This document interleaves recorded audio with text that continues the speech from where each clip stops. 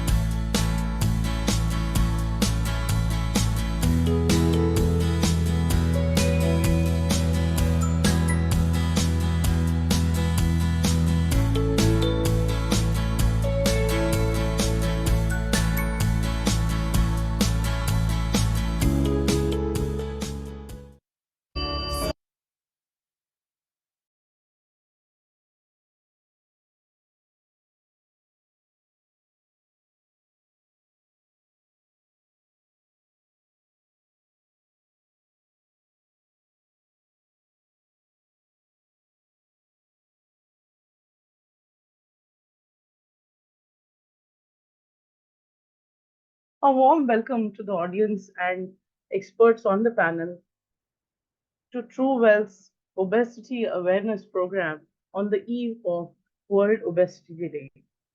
Obesity, once considered as a cosmetic concern, is now recognized as a complex medical condition impacting virtually every organ system in the body. Obesity increases the risk of diabetes, critical cardiovascular diseases, gastrointestinal complications, infertility, PCOS, respiratory disorders, joint pain, mental health issues like depression, anxiety, low self esteem, colon, ovarian, and other cancers, and much more. It is characterized by excessive accumulation of fat, often resulting from a combination of genetic, environmental, and behavioral lifestyle factors. Hence, management of obesity requires a holistic approach that addresses the complex interplay of biological, psychological, social, and environmental factors contributing to weight gain and related health issues. By addressing the root causes of obesity and implementing integrative strategies that encompass lifestyle modifications, medical interventions, and surgical options, individuals can achieve sustainable weight loss and improve their overall health and well being. Obesity, however, is rapidly increasing world over, and so are its critical complications, which is why, on the eve of the World Obesity Day, True Wealth team brings to you a panel of renowned experts who will be sharing their experiences and insights with you, which would help you make informed choices in managing weight and related complications. A quick introduction of me, having 20 years of global experience across continents, I firmly believe that nutrition can be modern day's most effective and safe therapy in managing lifestyle, autoimmune, and infectious diseases. With an MBA in marketing and master's from Thane Hospital and a postgraduate course from Symbiosis and a certificate course from Stanford University, I work I've worked across therapy areas, helping many in managing, controlling, reversing, preventing various ailments, especially PCOS, weight loss, diabetes, digestive disorders, arthritis, and more. I've, of course, anchored more than 400 patient programs with 1,000 plus great faculty across the globe. And the idea was to spread authentic disease and integrative treatment information with the purpose of spreading health and happiness. Sarve bhavantu sukhina, sarve santu niramaya. To take the mission forward, TrueWealth Integrative Healthcare was founded. TrueWealth Integrative Health Centers provide holistic and personalized nutrition consultations with eminent medical, surgical, and nutrition experts to control, prevent, and reverse lifestyle, autoimmune, as well as infectious diseases to reach the ultimate goal of holistic health and happiness. With that mission, on the World Obesity Day, I request our first speaker, Dr. Prashant Salvi, and I take the privilege of introducing him. Dr. Prashant Salvi is minimal invasive metabolic and bariatric surgeon at the Jupiter Hospital in Thane. He's MS General Surgery, extensively trained in bariatric and metabolic surgeries at Asia's highest volume bariatric center with formal university fellowship in minimal access laparoscopic surgeries. Dr. Prashant Salvi has an experience of managing more than 2,000 bariatric cases. His focus is comprehensive obesity care. Dr. Salvi is actually going to share with us types of surgeries and procedures that can be effective in managing obesity, especially in critical cases. He will also educate us on the pros and cons of the procedures and help us overcome the fear of surgical procedures when they are really needed. So, proud privilege again to welcome Dr. Salvi here, and really over to you. Thank you so much for having me here, and good morning, everyone. Thank you so much for the lovely introduction. So, we all know that obesity is a chronic disease. If you see what is obesity, it's a chronic progressive disease. And when we talk about the various management of obesity, there are multiple modalities of management. The first backbone of any treatment for obesity is the diet and exercise. And then accordingly, in case if it doesn't work out well, then that the option what we have is a surgical option. Now, when you talk about surgery, many people get feared with the idea that surgery for weight loss, and then they feel why surgery and how that can be beneficial and what are the complications, what are the. So there's a lot of stress when we talk about surgery for weight loss. But I would definitely like to say that bariatric surgery is not cosmetic surgery. We are not here to make people look good. They eventually look good when they start reducing their weight. But this is not a cosmetic surgery, and it's a surgical treatment option for those who have tried everything, but they have failed to lose weight. And then the surgery comes in action, and that's how the patient starts losing weight. So here we're not talking about only weight loss, but we are talking about the comorbidities the patient has because of the weight. See, obesity is called as a mother of all diseases. If you see from the head to toe, there are so many problems which obesity is actually responsible for. You know, you start with migraines, you start with depression, you start with obstructive sleep apneas, you start with non-alcoholic fatty liver diseases. Probably my rest of the panelists are going to be talking about that. But if you see overall, there are 13 types of cancers which are actually related to obesity. I mean, obesity can be responsible for that. So, in view of that, we call obesity as a mother of all diseases. And when these patients they land up to our OPD, we do their body fat analysis, and based on their BMI, based on their diabetes comorbidities, based on how long they are diabetic, what other comorbidities they have, based on that we take an analysis and we do a overall analysis, and then we plan for a surgery.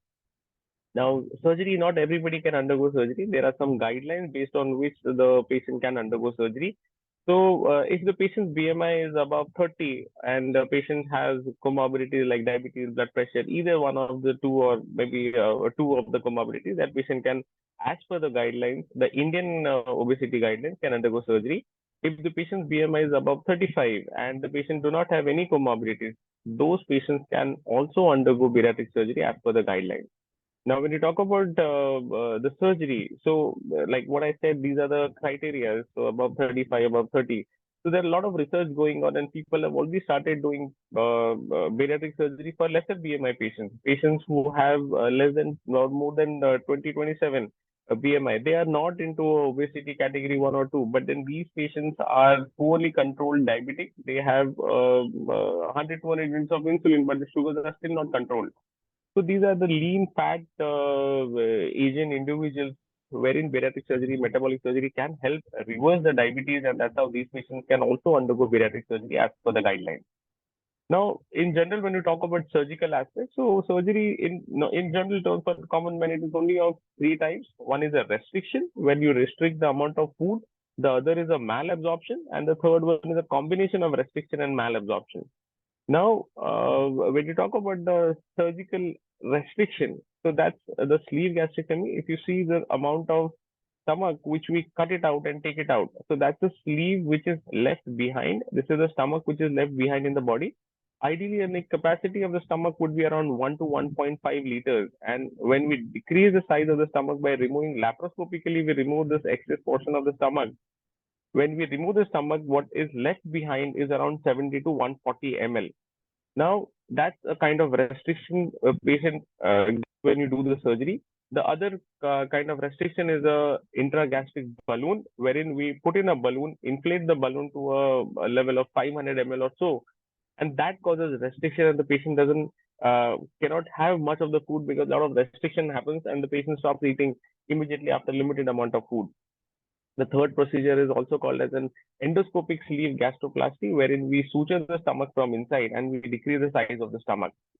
Now, when you see surgical, how the patient looks after the sleeve gastrectomy. So if you see the stomach is already cut, what you see on the left side of the screen is the stomach which is there in the body. The capacity of this stomach is around 70 to 140 ml. To your surprise, what you see on the right side, it is the stomach which is cut and taken out of the body. This is laparoscopically done. Now, if you see that, that is the stomach which you have inflated with the normal saline. If you see this stomach, you assume how much water it is filled. It is taken up. It is 1 liter of saline which is already instilled in the stomach. So you can imagine if the stomach is distended or we start overeating, how much the stomach can distend. So even if 1 liter of the stomach is taken out, there's still enough space, and that is why the restriction comes into action. The patients are not able to eat that much of food. And what happens after that? See, we are not keeping the patients hungry. Ideally, any patient or anybody, even all of us, require only 2000 calories for the daily metabolic activity. But if you see what you eat from morning till night, we would be obviously crossing above 2000. And whatever excess above 2000, it is going to be deposited as fat. Now, when you do a restrictive surgery, what happens is the maximum the food the patient can have is around 800 calories or so, approximately. Now, the body requires 2000. What we are giving is around 800 calories or so, and the stomach is full with 800 calories. But the body is still falling short of 1200 calories. And these 1200 calories would be taken down by the fat which is deposited. It starts channelizing to give you energy. So, in simple terms, patients eat less because there is no space. They are still more active. They are still losing weight because the body's fat is getting channelized to give them energy. So that is how the restriction works in action. The patients are not starving. They are full because the size of the stomach is small, and that's how restriction acts. Now, this is the second surgery. It is called as a malabsorptive surgery. When you see in the screen, this is the stomach. This is the esophagus. That's the junction of the esophagus and the stomach. So off the entire stomach, we just take a small pouch. We make a small pouch surgically, and that pouch is approximately around 80 ml. So imagine what are we talking about, from 1 to 1.5 liters. We make the stomach pouch to around 80 ml. We measure a portion of the small intestine and we join it over here. So what happens? Food doesn't enter in this part of the stomach. The entire length is bypassed. So the food from the esophagus coming into the small narrow stomach pouch which we have created and directly enters into the small intestine. So because of this, we create a malabsorption. Now, why we create a malabsorption? Because let's see, these malabsorptive surgeries are done for patients who are super obese. They are about 150, 200 kgs. Now, for these patients, when you do a malabsorptive procedure, the food is not entering into this portion. The food is not getting absorbed, and the calories also are not getting absorbed. So the lesser intake of food, plus there is a bypass, then this patient starts decreasing the weight. Now, why we do this surgery is if the patient is highly diabetic, if the patient is super obese, these are the surgeries which they're going to be giving them better benefit. So even if the patient is more than 100 kgs excess body weight, let's say a patient's weight is 200 kgs and his ideal weight should be around 90 kgs. So he's actually on 110 kgs excess. Now, these are the patients, when we do this malabsorptive procedures, they can lose more than 100 kgs also. And that's how the malabsorption kicks in. They lose the body fat, they lose their excess body weight, and also along with that, they decrease their insulin requirement. Probably on the second day itself, after the surgery, the insulin resistance decreases, and these patients go home without any medication for their diabetes. Couple of months, even the medicines for hypertension decreases, their cholesterol become better, the fatty liver reverses. So all the comorbidities which these patients have because of excess weight, they also reverse, and that is malabsorption. Now, if you see in the body, how does it look? This is one of our patients only. That's the liver, which is fatty. The liver has been, what do you say, retracted because of the retractor. This is called a Nathanson's retractor. That's all the mental fat. What you see here is the stomach pouch, which is created laparoscopically, and that's the remnant stomach. So what you see, the food is entering from the esophagus into this narrow stomach pouch and directly entering into the small intestine. So this entire bypass segment doesn't receive food, and that's how the malabsorption kick in. Now the third type of surgery is called as a Roux-en-Y gastric bypass. So what's Roux-en-Y gastric bypass? If you see in the picture, that is the only portion of the stomach which is left. The rest of the stomach is a remnant stomach where food is not entering. So if you ask me how much is the capacity of the stomach, it's around 30 to 40 ml. Now, if you see, it's very scary to understand that when the stomach size is 1 to 1.5 liters, from there we are coming only to 30 ml. But understand that's a restriction plus malabsorption. So we're trying to restrict the amount of food the patient can have, plus the food is not entering into this stomach. There's food is directly entering into the small intestine, and then we may have a joint here. So the remnant part of the stomach, the gastric juices, the bile which is coming from the liver, it is getting mixed over here, and that's the digestion starts from the common channel. Now, why are we doing this surgery? So so what you see it inside, this is only this much portion of the stomach is there left, and the remnant part of the stomach is then connected down, and that is the small bowel. So the food entering from the small pouch directly into the small intestine. So why are we doing these surgeries? Why are we doing restriction? Why are we doing sleep? Why are we doing combination of two? So it all depends on what is the patient's BMI, for how long the patient have been super obese or obese, how many years the patient is on diabetic medications, what other comorbidities the patient has, what exactly is the body fat analysis. Based on these, we try to decide the surgery as per the guidelines given by the Society of Obesity Surgeons. So we have international guidelines, we have national guidelines. Based on that, we pick up patients and do the surgery. Like one particular thing cannot fit all. This is exactly how one surgery cannot be good for everyone. One patient would be getting benefited with a sleeve, not necessarily the other patient also would be getting benefited with the sleeve. So surgery is decided by the surgeon, who we feel that this patient can have this kind of bariatric surgery and will have much more benefits. Because what happens at the end of the day, if you do a sleeve gastrectomy and the patient is not motivated, there is no lifestyle change. 2 years down the surgery, these patients are going to come with weight gain. So that, like I said from the start itself, that bariatric surgery, it's a surgical option for patients who are not having benefit because of conservative measures. But you need to understand that lifestyle modification is the backbone of any bariatric or non-bariatric or any weight loss program. So if the patient improves their lifestyle, does a minimum of 45 minutes of walking every day, counts his calories, and that's how the patient will start maintaining the weight. Most important, when a patient undergoes a bypass, the nutrition is very, very, very important, because the food is not going into the channel where the absorption occurs. This patient can have deficiency of B12, calcium, multivitamin deficiency. This patient can go into sarcopenia. So most important after surgery is the supplements, because when you do a malabsorption or when you restrict the amount of food, there has to be an adequate supplementation for this patient. So initial couple of years, like for the sleeve gastrectomy, we give supplement only for a year and a half. And for a bypass patient, these patients require a lifelong supplementation. But these supplementations later on, we can convert to natural supplements. For the initial 1-2 years, the support is in the form of multivitamins, calcium, B12, protein supplements. So all these things, the nutrition plays a very important role. Because when the patient starts losing weight, along with weight loss, there is 1 to 2% of muscle loss, which also happens. Invariably, it has to happen because it happens.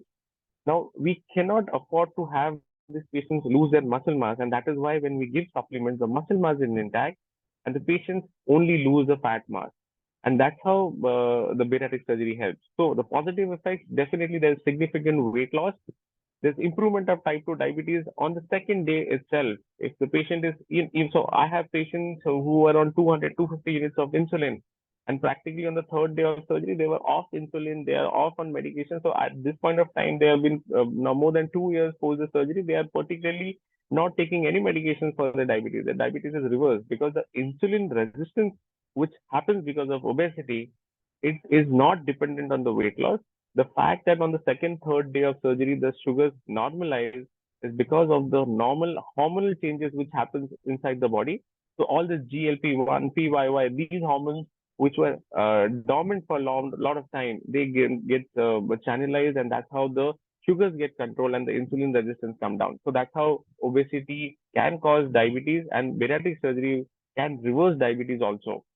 So like I said before, lower blood pressure, lower cholesterol, there is relief of sleep apnea, there's good amount of reflux which is there, but then decreases after doing a Roux-en-Y gastric bypass. There is decreased joint pain, increased mobility. Most important is the patients, when they are low on their confidence because of the weight, the self-esteem increases, and they are more active and more cheerful. There's a different lifestyle these patients have after losing that much of excess weight. And that's how bariatric surgery helps all these patients. So I can go on and on and on, but in view of the constriction of the times, I would take any questions if anybody has any questions.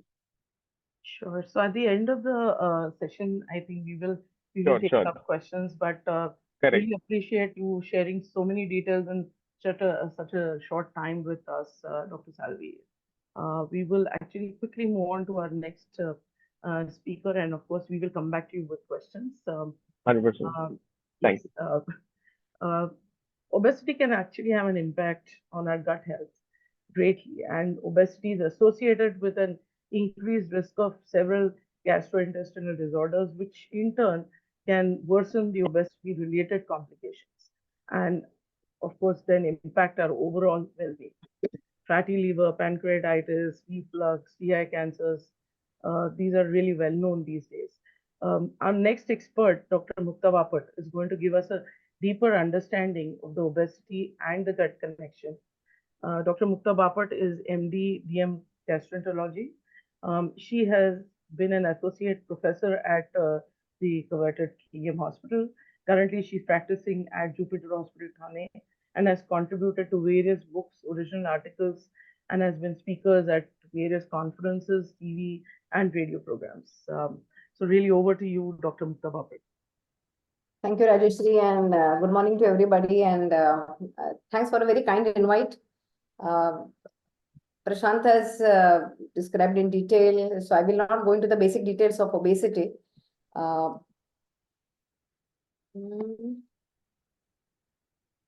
Okay, so why are we discussing this? Is because obesity has become a universal health issue, and India is on a very high rise for obesity prevalence. And if we understand, there is no difference between urban and rural or adult and children. I think pediatric obesity has become a big issue now. Also, rich and poor, both will have obesity as an issue. I think some speakers may touch upon this, that Indian have a very unique phenotype, such as thin people who still have, fat distribution issues. So as Prashant said, it's a chronic, progressive, multifactorial disease. And what we lack currently in India is that though there are very good guidelines which are at par with the international standard, is poor understanding as far as even the medical and paramedical staff are concerned, the community is concerned, suboptimal assessment, and cultural diversity in India. I mean, we have different notions about. Are you trying to share the slide? Yeah, I'm sharing the slide. Can't you see it? No, the folder has been seeing, not the slides. It shows my screen share. It does show a screen share. I'll try again. Yes.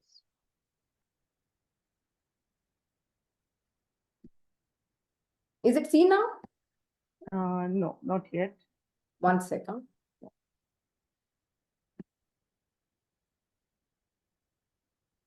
One second. No problem. Just double click on the slides when you once you hit the share screen button. It's reading.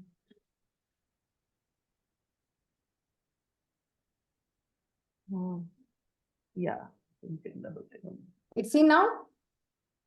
No, Yeah. no, we can't see it. I think if you can just escape and share your screen and then hit the screen button so that you Uh, can. yeah, can I help? Bapat madam, what you Yeah. can do is you can close this window. Your screen must already be playing on a. So close this window and you see the presentation must be playing somewhere. Okay.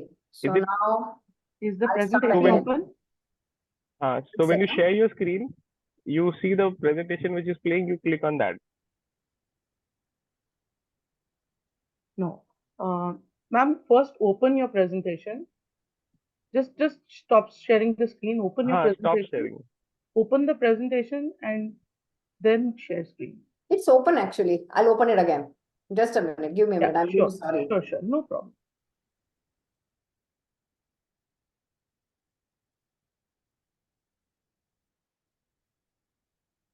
Yeah. Now it's open. Now share screen and double click on the slides.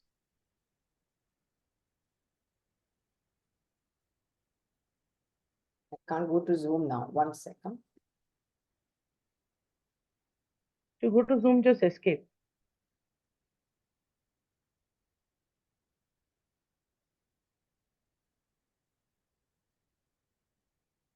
Not able to join Zoom. You're on Zoom. So just escape the screen. Just hit your escape button and you will be able to see Mhm. your Zoom is minimized, that's all.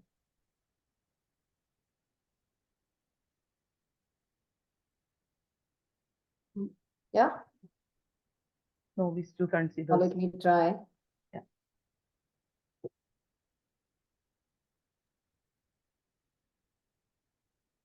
Is it okay now? Yes, perfect. We can see the slide. Yeah. Yeah. Okay. So is that okay now? That's running? Yes. Okay. So I think we have already covered this because obesity being a universal issue and we really need to see the impact. And as you have mentioned, Rajashree, it does impact on all the systems. And I will be specifically stressing upon the gastrointestinal involvement of the chronic disorders and some critical issues about that. So obesity is, though it is universal, we need to know who becomes obese. So they are in genetically predisposed people who have unhealthy lifestyles and unhealthy diet, some interaction between the gut microflora and the interaction between the systems, endocrine system, the brain, you finally land up having overweight or obesity. So coming to obesity and this is a busy slide. I'm sure either Dr. Patankar or Dr. Pahuja would stress upon this. So the audience can see that there is a lot of interaction between the brainstem, hypothalamus, the hormones, the actual adipose tissue, which secretes certain abnormal hormones or substances, and they go on to have a lot of hormone secretions from pancreas, from the intestinal bacterial flora acting on it, the ghrelin that Prashant touched upon, which is in the fundus. That's how you land up with obesity and having multifactorial involvement or multi-system involvement. Now, as far as intestinal system is concerned, if you can see, every organ in the intestinal system is involved. Like if you see esophagus, that's a food pipe. You would have more prevalence of reflux disease. More acid would come into esophagus, would lead to erosive esophagitis, can go on to develop Barrett's esophagus, that is change in the lining, can predispose you to have esophageal cancer. Stomach again, same. You can have more erosions in the stomach and can lead to gastric cancers in future. Liver is the most important organ that is hit by the obesity. We have a separate slide on that. These patients would land up having fatty liver disease, can go on to develop cirrhosis, and the most dreadful disease of hepatocellular cancer. In fact, patients don't understand that they have hepatitis. They just come with a fatty liver on ultrasound, and a couple of years down the line, they will come with fluid in the abdomen, bleed from varices, or directly hepatocellular carcinoma. Obese patients are also prone to have constipation, diverticular disease, and colorectal cancers. They will also have some abnormality in their small intestine and the large intestine and come with a lot of dysmotility issues like gas bloat and constipation. Let's see how it happens. So you have more increased abdominal pressure that leads to decreased pressure in the esophagus and stomach junction. That would make you more prone to develop burps, would develop more prone to develop reflux disease, and you will have reflux disease, gastroesophageal reflux disease. It is thought that certain pro-tumoral factors are released by this visceral fat that makes you prone to develop GI cancers. As I said, there is a lot of interaction between the diet, the gut bacteria, the hormones, and some other substances which can go on to have decreased motility of intestine, increased motility of intestine, enhanced gastrocolic reflux. They can secrete certain substances or can diminish certain substances which are responsible for intestinal health and immunity as such, and can make you prone to develop either functional bowel disorders, or they can make you prone to develop inflammatory bowel disease or pancreatitis and fatty liver disease. So that is the scope of obesity. Coming to obesity and liver, if you all can see this picture, so fatty liver is very common in obese people or even overweight people. Fat actually goes and deposits into the liver. You will never know that this is happening unless ultrasound picks it up. Subsequently, it will go on to develop a fatty liver disease and will develop cirrhosis, if you all can see. And the dreadful thing is hepatocellular cancer. And it's not unknown, it's not less. In fact, it is one of the, I think it is a top leading cause of cirrhosis nowadays, even hepatocellular carcinomas also. And they're very amenable to treat, so that's the best part about it. So this is again a short, I'm sure some other panelists would touch upon this, the insulin resistance that Prashant talked about, hyperinsulinemia, hyperglycemia, how the healthy liver actually turns into fatty liver and the fat and actual developing hepatitis and then developing cirrhosis. This is a nice slide I found. We have a lot of bacteria from mouth and from anal canal. They do a lot of good to us. Everybody knows good bacteria and bad bacteria. So the most important thing that they have is short-chain fatty acids, I believe. And they maintain the gut immunity and gut integrity. Lack of them will make us prone to develop a lot of inflammatory conditions and maybe more infections.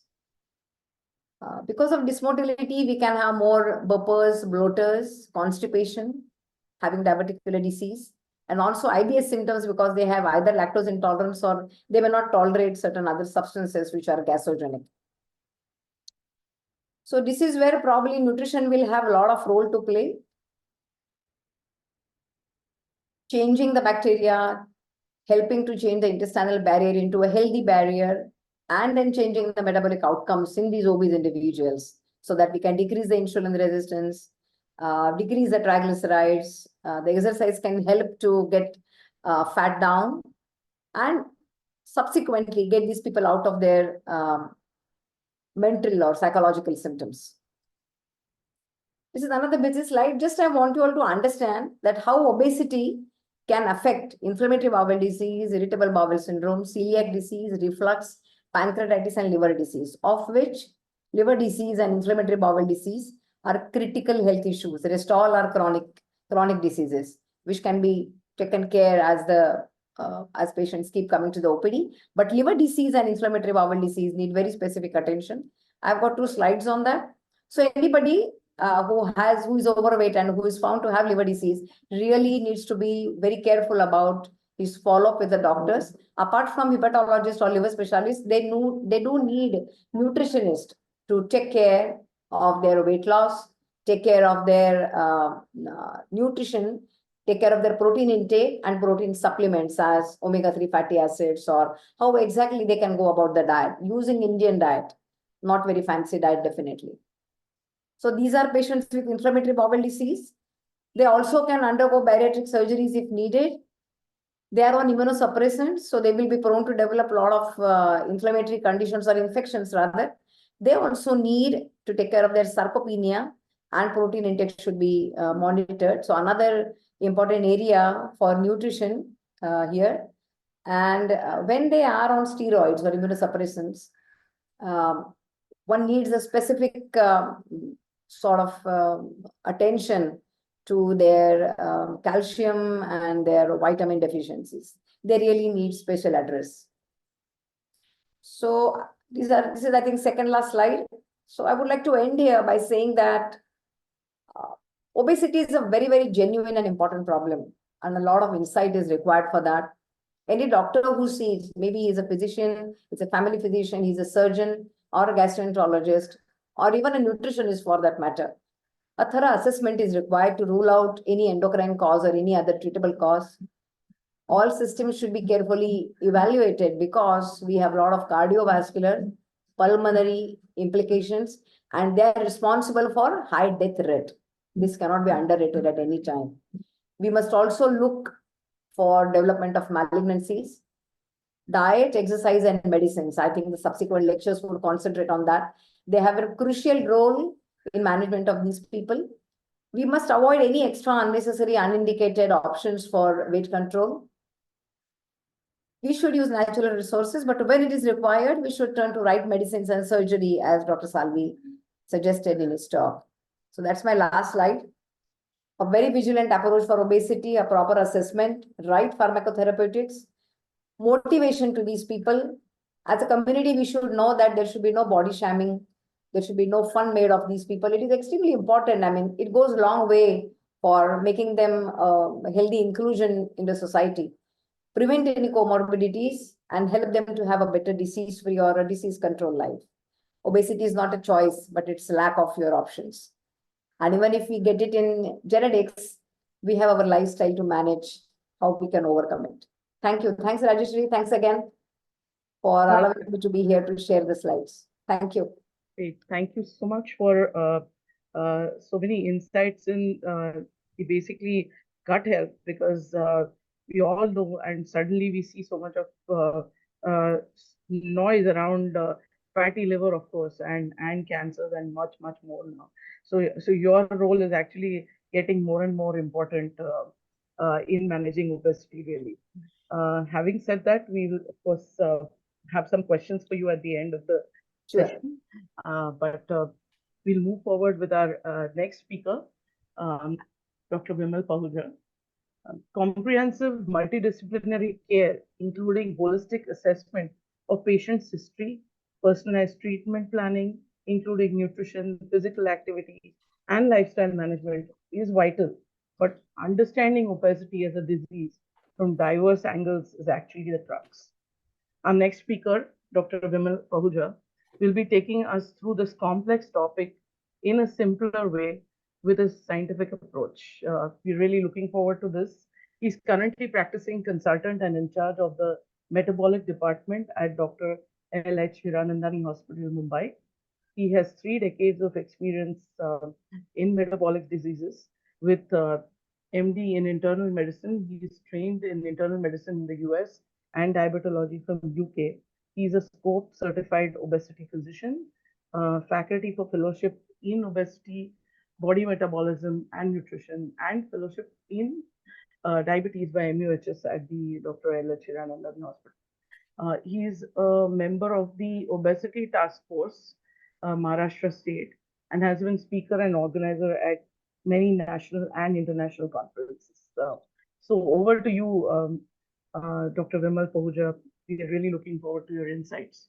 Thank you so much. I hope my slides are seen. Yes.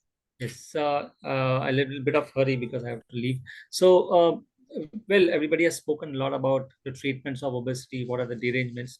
But the point in case is, are we ready to talk about obesity, and whether the audience who's listening to you today understands the obesity is a disease, whether they agree that obesity is in the same in heart disease or diabetes. Unfortunately, no. Nobody understands that obesity is a disease still. There are a lot of bridge gap which is there between the provider and the doctor. Doctor is speaking some different language. He's speaking from the health point of view. Patients still, or the public still doesn't understand that obesity has concerns. It's not only the weight. So unfortunately, the weight has become synonymous with obesity, which is not true. We have to understand that obesity is a perfect and complete disease in itself. And this is the thought we need to percolate in the society with this medium. That is the most important job I think we have to do today. And that's what I'm going to talk about today. Is obesity is a disease. When we identify that obesity is a disease, it's a disease which is masquerading in such a way that doesn't appear one. You see it, but you don't see it. No, it's there, it's in front of you, but nobody recognizes it's a disease. It's disease which leads to other diseases. So it's one disease, but it leads to so many other diseases. By when speakers have pointed out about so many things which can come because of obesity, and I am also going to touch upon those. Then, if you see, this has a complete dimension which is percolating in the society and in our socio-cultural setup. So it is very difficult to differentiate whether we are dealing with a weight, obesity, what it is. It is a social issue, it is a cultural issue, it is a medical issue. And that's the reason it is difficult to say that obesity is a disease, what it is. And there's a confusion about in the public about the same. It is a disease with limited treatment option. We know that their options are limited now, but of course now we are expanding the horizons. We are getting a lot of other options. And that's why what has happened, the public has been left longing for definitive treatments. These are my viewpoints, absolutely. So they see the onus is on them only to treat. And that's why you can see a lot of people treating their own self, losing weight, doing something, experimenting with the diets. And that's the reason we have to give the clear message from this medium that obesity is a disease to be treated by an expert. Okay, self-experimentation can be a wrong thing sometimes, and people can have a lot of trouble because of that. Where there's a perception difference, that's what I'm saying, between the public and provider. Why there's a perception difference? Why you think that people don't think differently from the doctor? Hum khud kar lenge, humko pata hai. Obesity is a health risk. Focusing on treating the disease may overlook the mental aspects. This is the provider's outlook. They only see this as a health risk, yes, because we think this. Of course, it is a health risk. It is. You have to focus on treating the disease. But what does the patients think? They think from the social point of view. Shadi hai, kya hai, weight utarna hai, body image issue. Focus on the weight, not on the health. So we're looking at again the same. The weight has become synonymous with everything. That point of view has to be erased or has to be changed. Not on health. Resort to quick fixes. That's why they want to resort to quick fixes, because the medical treatment will take time. We don't know. They have to give 3 or 4 months, but they want a quick fix because I have 2 months. I have to get married. 1 month I have to do this. I have to get pregnant.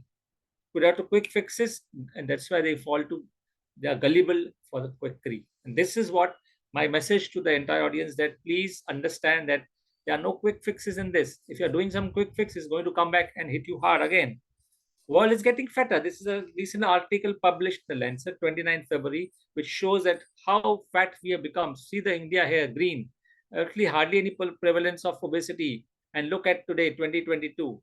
This has become yellow. It is around 30%, 20 to 30% prevalence. So you can see overall there's an increase in the obesity world over.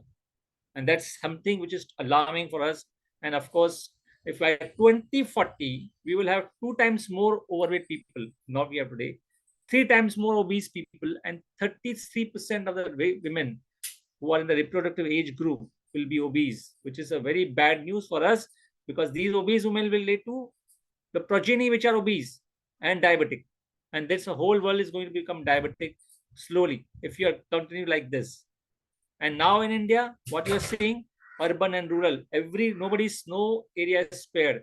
India is also getting fatter. In all age groups, you can see urban residencies or rural residencies, any age group you look at, National Family Health Survey, we are getting more and more obese. 33% in urban areas, 19.7% in rural areas. So rural areas are not spared.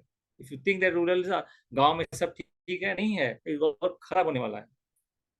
So are we heading in evolution? Something is going wrong in our evolution. What we are doing with us? We are saying technology, we are superior, we have got AIs and whatnot, but is the evolution going in some wrong way? We are becoming Homo obesity and Homo diabetians. We are Homo sapiens. We were evolved as Homo sapiens, but what we are becoming as Homo obesity and Homo diabetian. Now that you have everything, but your health is going to be a challenge in the next. So that will be a bigger challenge than anything. In fact, nuclear war as well. That's going to be a bigger challenge, and that was we have to look at that. How we change our perspective now will define how we are going to go into evolution next few hundred years. So there are very important causes of obesity. Of course, addiction, cognition means you have food is addiction. So how you perceive this, how you remove this addiction from your mental, the mind, that is very, very important.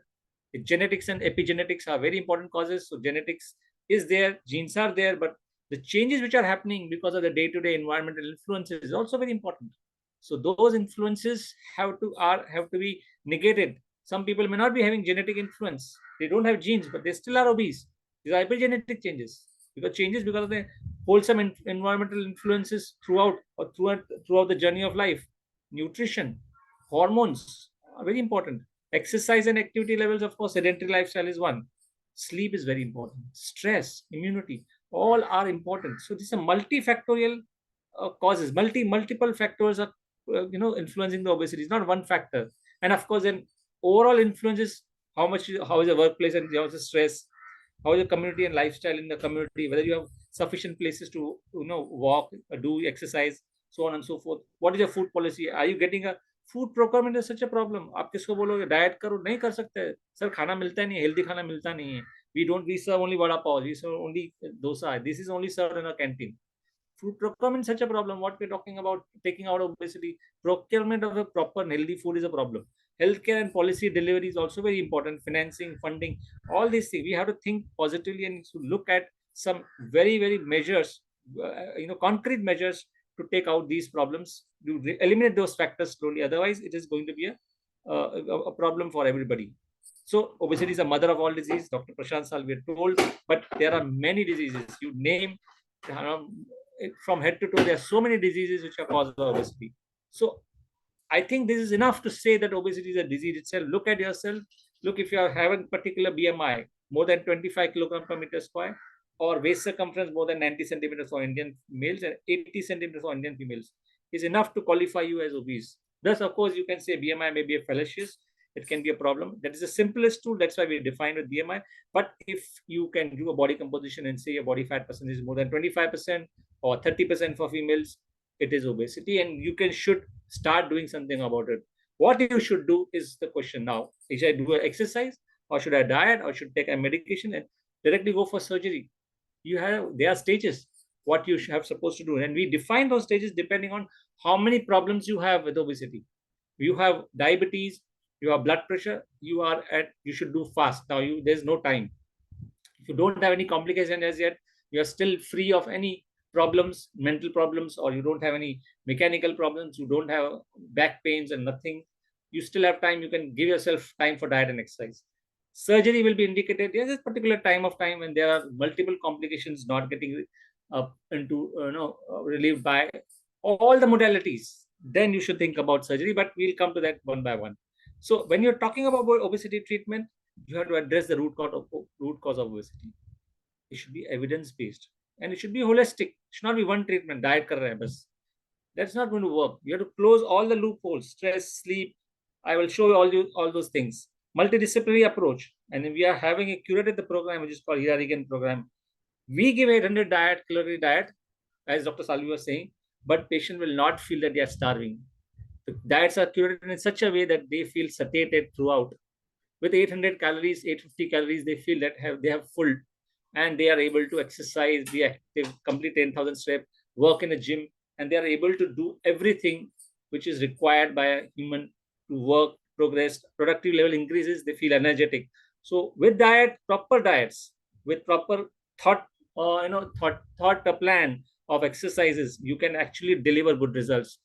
There are a lot of things which we can do in there. We have not actually explored what they mean. People say diet and exercise. What it means diet and exercise? It should be a structured program. It should not be just at random. Something diet, some exercise. No, it should be a structured program. Only after the structured program fails, pharmacotherapy fails, then you should think about surgery. Personalized and targeted. Every treatment has to be personalized.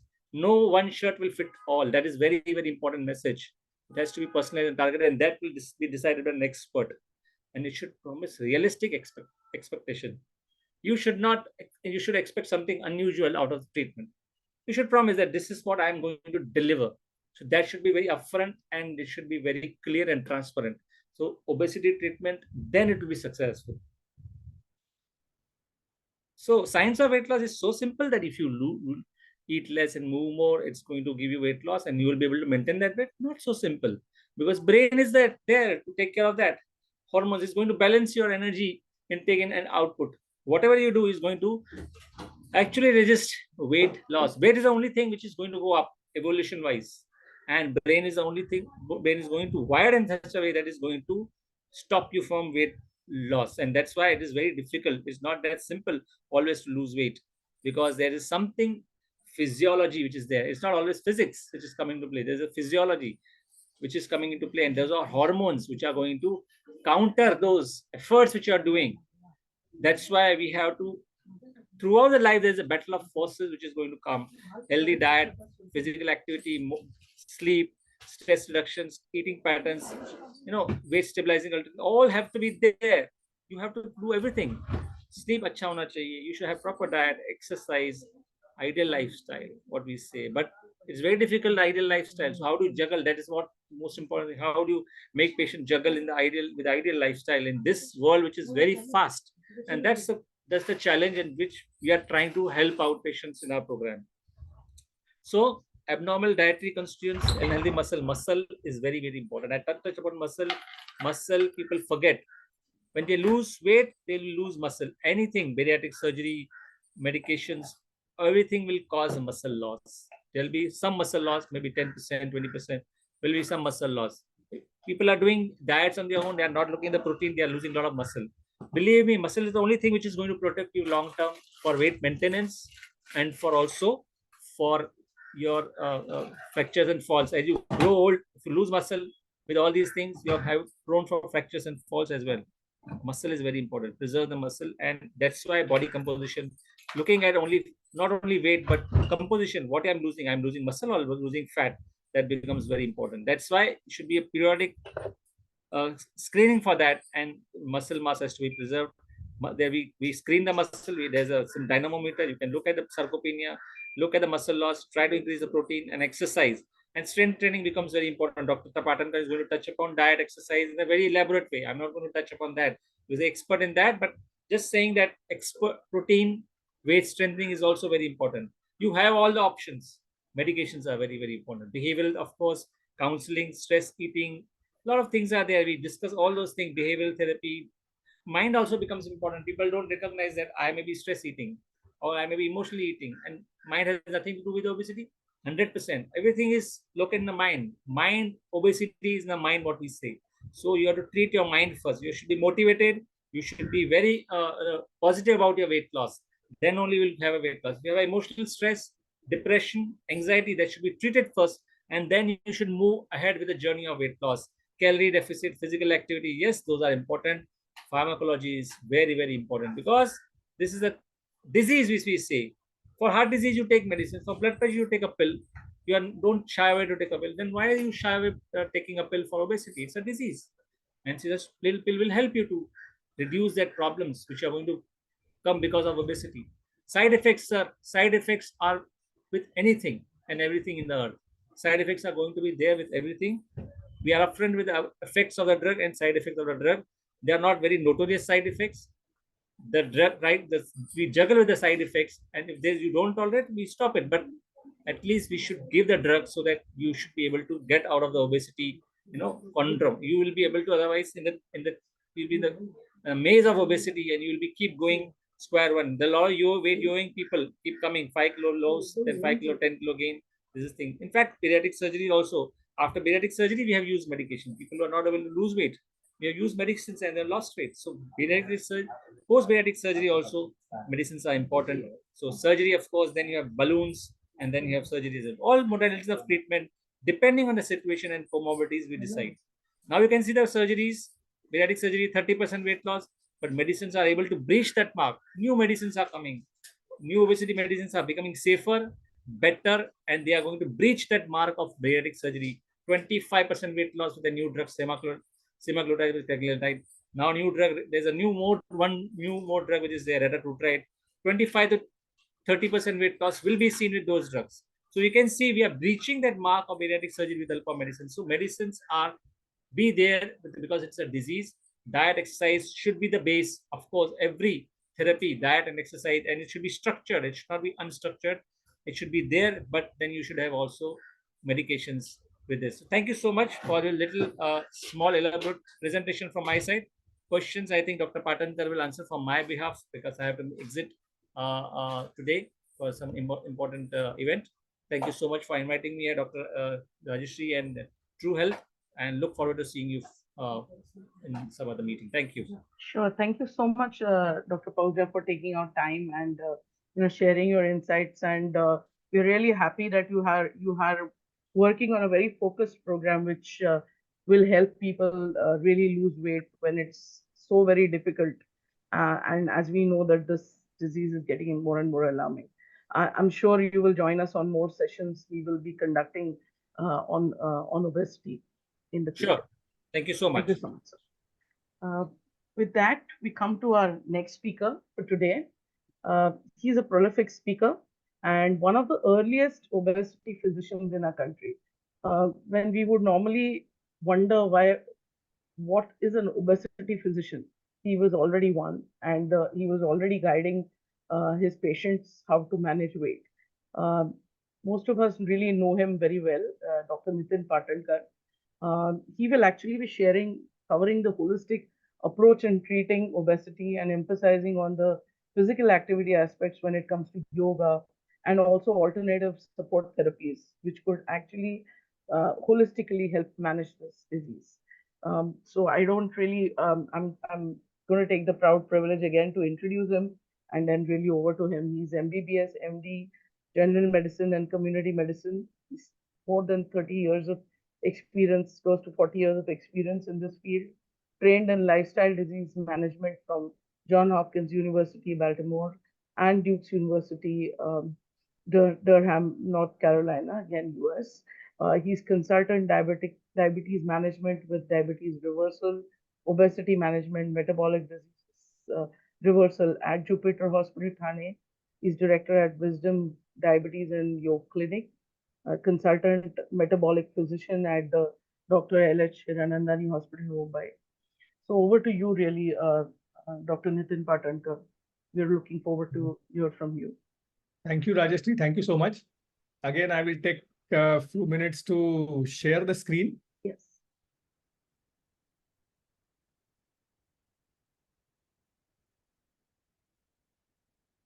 I hope it is visible. Yes. Yes. So lucky that otherwise this technology always takes more time than the lecture. So luckily it has prop up.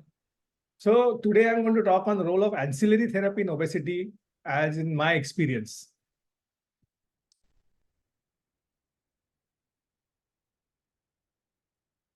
So as Dr. Vimal was mentioning and Rajashree also mentioned that I will be very quick in mentioning about diet and exercise because I want to talk something more than diet and exercise. So in diets, they have seen that there are plethora of diets, like starting from keto diet, intermittent fasting, zone diets to General Motors diet. And I was searching on the net, there are around 200 different types of diets are available. And every diet is successful. In India, we have seen eating every 2 hourly and eating only twice a day. These are the two diets were there. But there is a big meta-analysis was presented that you follow any kind of a diet, as long as you are maintaining calorie restriction, the diet is equally successful. So whether you choose, so it's basically going to a shop and having a like shopping. What diet would you like to do? And if you do it diligently, the problem is that people don't do it for a longer period of time. That is a big problem. So you do any diet, the diet will work for you. Second thing I want to mention is it has been seen that when you lose weight intentionally, you get around 34% reduction in mortality and morbidity. If you don't lose weight and remain obese, then there's a 24% rise in mortality and morbidity. But the paper says that if you keep on trying to lose weight without even losing weight, you get around 22% reduction in mortality and morbidity. So that is the crux of the matter, that if you are obese, as Dr. Vimal mentioned, that the brain comes into picture, it creates a set point and it creates a lot of problems. But if you keep on attempting to lose weight, it also gives reduction in mortality. And third thing I want to talk, I will just finish it off about physical activity. There are two kinds. First is aerobic activity, where your heart rate is raised, and that is to be done around 300 minutes per week. And it can be moderate intensity to high intensity exercises. Anybody is interested, you can read a book on something called The Body by Science. It mentions that if you work around 30 seconds exercise, 30 seconds exercise, 2 minutes gap, 4 times, that is around 2 minutes of exercise, 5 days a week, that also gives all the benefit of aerobic exercise. So exercise has got wide variety, but we have to do strength training also. So there is strength training, flexibility training that I'm going to talk about in yoga, and aerobic activity. But the most important part of any activity is if you lose weight and you don't lose the waist circumference, the weight is bound to come up. So this is a study that we are going to publish, that every kg of weight loss, if you can have 1.1 centimeter of abdominal girth reduction, then your chances of weight maintenance are very high. And if you don't lose that much amount of waist circumference, weight will come up. So I will come back to my lecture, that is ancillary therapy, which is a supportive therapy, and which is useful in type 2 diabetes, dyslipidemia, non-alcoholic fatty liver disease, metabolic syndrome, hypertension, and certain cancers. And what therapies I use? Basically, I use yoga-based something called the rainbow diets, which I want to elaborate.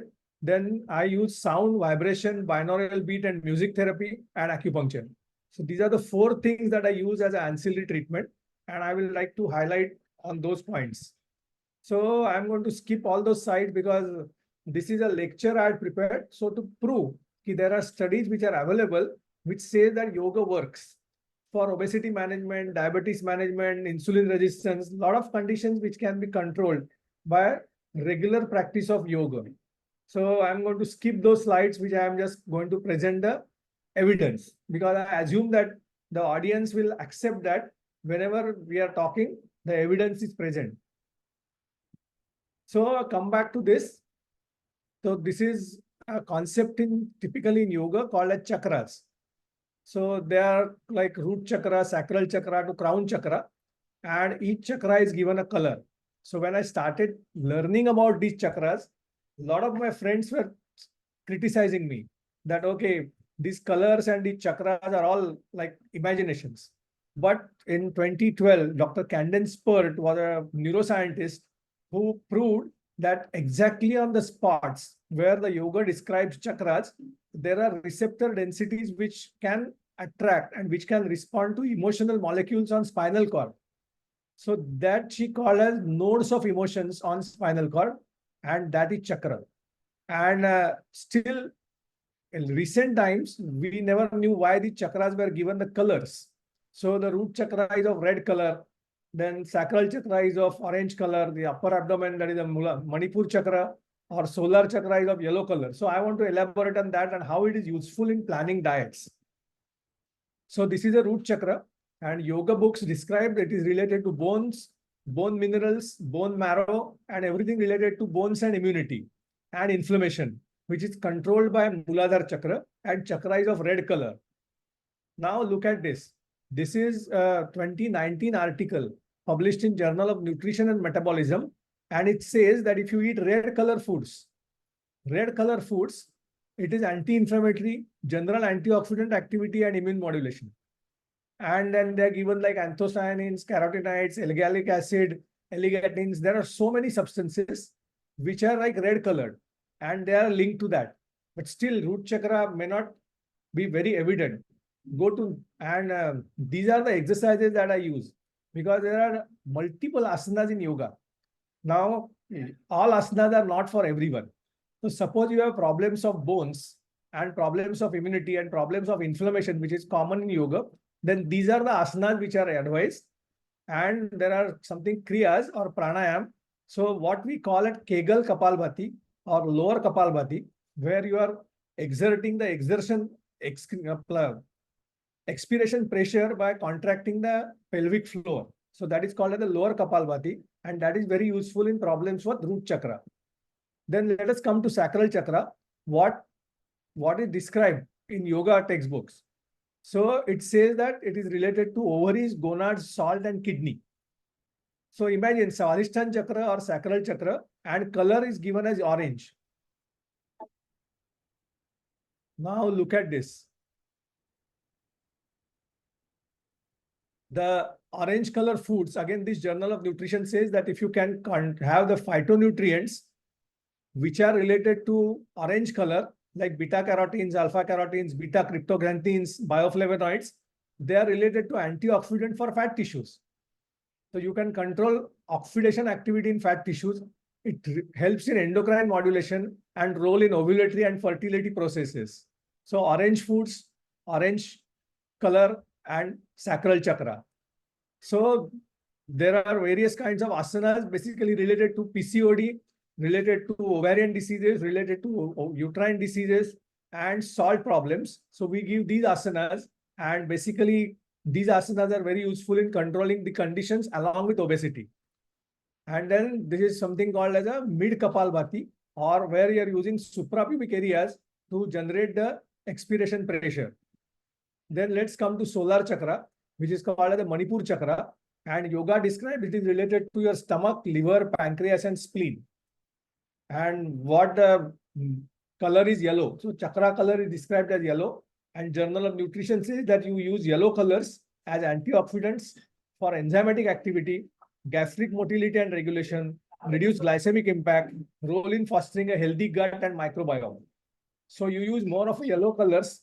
And when I'm describing these colors and phytonutrients, I don't mean that your whole food should be yellow in color, but there should be more preponderance. So you select the things which are yellow in color in your diet when you're having a problems of, say, liver problems, like you have fatty liver, or you have, say, acidity, you have got GERD. So obesity will have multiple other comorbidities, and you can select the foods according to the comorbidities. Then these are the asanas which are prescribed for that. And solar chakra, this is called as the upper Kapalbhati or supraumbilical Kapalbhati. So that is used for tackling the problems with obesity and which are related to, this is called as the midsection of the body. Then coming to heart chakra is called as Anahat chakra, and it describes that it is related to heart and lung, and the color given is green. Again, look at these phytonutrients. Phytonutrients like chlorophyll, epigalactocline gallate, flavonoids, folates, glucosinoids, isoflavones, isothiocyaninates. So they have got antioxidant activity. They give blood vessel support, role in healthy circulation and methylation, and heart health. So if you can look at these, the chakra system of asanas, chakra system of various pranayam, this is called as the heart chakra pranayam. And many people feel that the bhastrika should not be done if you have got hypertension and heart disease. But there are two kinds of bhastrikas. One is called as a slow bhastrika and one is called as a fast bhastrika. So slow bhastrika is useful for heart conditions. Then I can come to sound, binaural beats, and vibration and music. So this is the gamma waves, beta waves, alpha waves that we know of, brain waves. And every wave or every brain function has got linked to physical function. So if I want to go in a meditative state and visualize, I can make bodily changes easily possible. So I want to attune to something like a 8 to 12 hertz. But unfortunately, our ears can hear only about 20 hertz. So what brain capacity is, so if I have one ear is hearing a frequency of 200 hertz and other ear is hearing a frequency of 205 hertz, the resulting beat frequency is 5 hertz.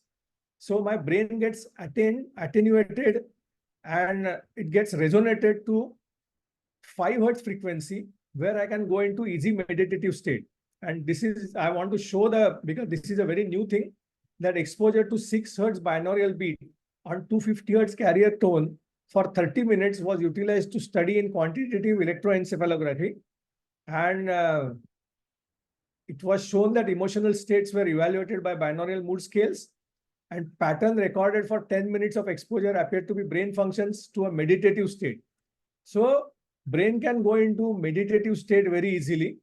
And that is the beauty of music therapy. So what I do usually is I inquire with the patient what kind of a music they like. Then I can get the music from them. I can build the binaural frequencies in that music and give it as a therapy. So my prescription includes basically diet, exercise, medicines, and music. with yoga postures and various kinds of pranayam. So this is a prescription I give for obesity management or diabetes management. And the last thing is neuropuncture. So I'm just going to show you neuropuncture is useful for all kinds of neuropathies, all kinds of pain management, which are related to obesity. But the beauty of the neuropuncture is in wound healing. So I just want to show, this is was a dry gangrene. This was an 80-year-old patient who was on dialysis and the wound was not healing at all. The patient has undergone 60 sessions of HBOT and posterior tibial artery and popliteal arteries were stented, but still the wound was not healing. And we started giving something called the neuroacupuncture, which looks like acupuncture, but there are various kinds of millicurrents are produced. Then this is after 8 sittings. If you look at my right side, that is on the left side of the screen. And the last thing, this is completely healed wound in around 12 sittings. So that is the beauty of neuropuncture. So these are I use acupuncture, neuropuncture, yoga-based diet or phytonutrient diets and binaural therapies as ancillary therapies in metabolic disorders. So they amplify the benefits of regular medical treatment or surgical treatment. So I think I am in time. And thank you so much, Rajashree, for giving opportunity to present this kind of a very different things to this august audience. Thank you so much. Well, it's always a pleasure to have you on our programs, Dr. Patankar, and every time, of course, there's a new learning from you. With that, before we get on to the questions, I'm just going to share a couple of slides because I know a lot is already spoken about nutrition, and the importance of nutrition has already been emphasized. But quick share from me. I mean, it's my duty to do that. So when we talk about nutrition, when we talk about diet, we always talk about diet. So like Dr. Patankar rightly pointed out, there are so many of these fancy diets that are there, and vis-a-vis nutrition. So I really focus on nutrition, and I firmly believe, and of course there is so much data out there that it's nutrition which can actually help us in better control of diseases. So while we have calorie control, portion control, we all know a lot about it. There has to be a balance in the macronutrient distribution, which is the protein, carbohydrates, and fats, and fiber, of course, which is also a carbohydrate. But there should be, of course, an increase in protein intake. The low glycemic index carbohydrates should be consumed. Good fat should be consumed. Doesn't mean we shouldn't consume fats at all, because if there are other comorbidities like dyslipidemia, good fats are necessary, and of course for various other functions. But how we balance this is, of course, a very personalized approach. How much of protein should be increased is also a very much personalized approach when it comes to it. Eating nutrient-rich foods is very important, because when you're dieting, when you're reducing the portion size, calories, at that time, consuming, of course, fruits, vegetables, whole foods, grains, lean proteins, healthy fats is very important, because if we don't do that, we're really going to land up with other issues like bone loss, muscle loss, hormonal concerns. Again, if the hormones are again not in tandem, that's again going to in turn aggravate the disease and also cause malnutrition. So having said that, using personalized approach at meal planning, depending on the individual's preferences, cultural background, and lifestyle factors, is of course the key. Here's what we normally follow in our practice is really going about with the holistic assessment of the individual, though normally when it comes to a nutritionist, most of this is looked at by the doctor. But here is where we integrate our approach, try to understand the entire health issue of the patient, then really assessing the nutritional status, habits, cuisines, and help them set their goals. Because most times they come with goals saying, I want to lose 10 kgs of weight, 20 kgs of weight. We have to break it down to long-term and short-term goals for them, so that way it becomes achievable. Also, it doesn't create a risk for the patient. So this is what needs to be done. And of course, Dr. Pahuja really emphasized on the fact that scientific evidence-based work has to happen in the obesity management. And most important, which I really want to emphasize on my thing, is the counseling and regular monitoring that needs to. That's the crux again. We do everything, but give the patient everything, but at the end, if he doesn't follow and if he doesn't persistently do it, be determined about it. That's the real key again. Here's what we again do, again, emphasizing on the fact that do not just keep trying different diets from the internet. Actually go to a nutrition expert who has real deep knowledge into it, has good experience in it, and can guide you through all these aspects. Putting your 35 meals together, what should be added in your every dish, to keeping it easy for you to cook, because using ingredients which can be cost effective, which can enhance the taste. All these aspects are very important. Otherwise, the compliance suffers. So I want to emphasize the fact of compliance and counseling out here, and then eliminating foods, also including beneficial foods, because a lot of times patients are not aware as to what has to be excluded and what can really benefit them. So taking all that into consideration, helping them enhance their quality sleep, bringing down stress, making sure they are adequately hydrating and drinking enough water, fluids. All this is extremely important. So that's my 2 cents that I really wanted to uh, forth out here before we actually jump onto questions. So there are a few questions, of course, here which have come to us, and I'm just going to read out a couple of them. One has, of course, come from Dr. Rita Patil. She's a nutritionist, a very senior nutritionist. Her question is, in view of pre-diabetes concerns increasing, so this is for Dr. Prashant Salvi. In view of pre-diabetes concerns increasing, can bariatric surgery help with minor procedures to control symptoms? Yeah, so Dr. Rika, this is what we have is surgical and non-surgical ways.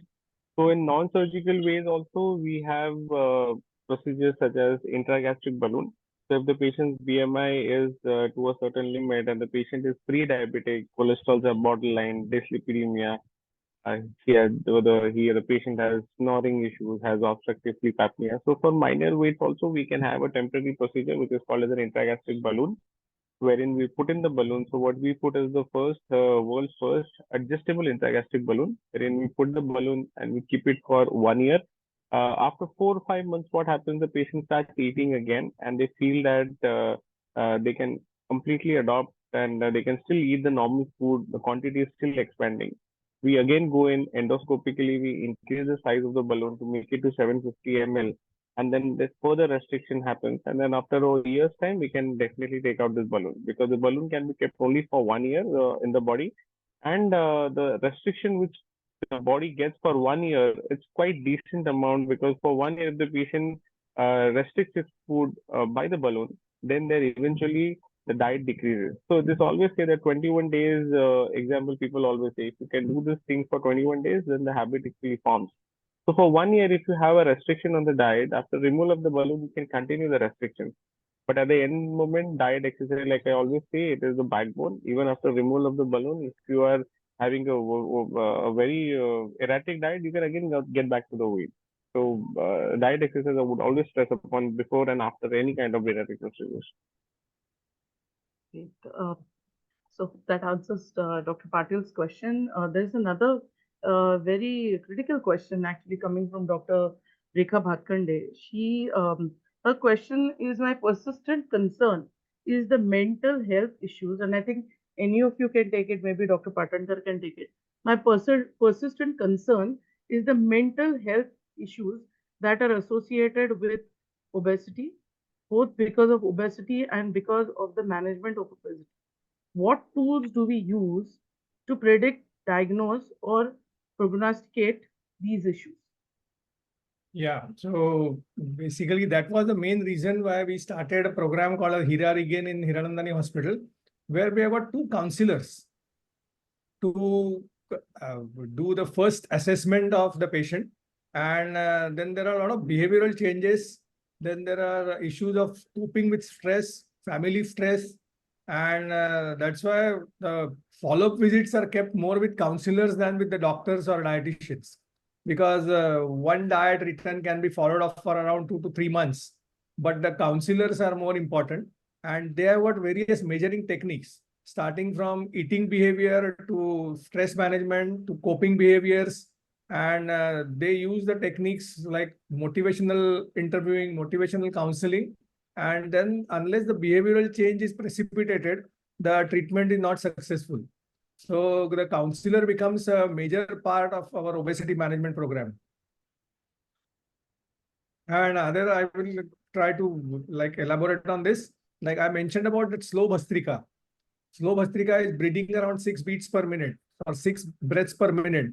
And there are a lot of studies done on these, and that shows that it increases your parasympathetic tone and easily calms your mind. And that can give you a lot of time to think about yourself. And the counseling sessions become very useful when you are doing this slow Bhastrika. So combining these two will tackle that issue. Yeah, thank you, Nitin. It's lovely seeing you on the screen after so many years.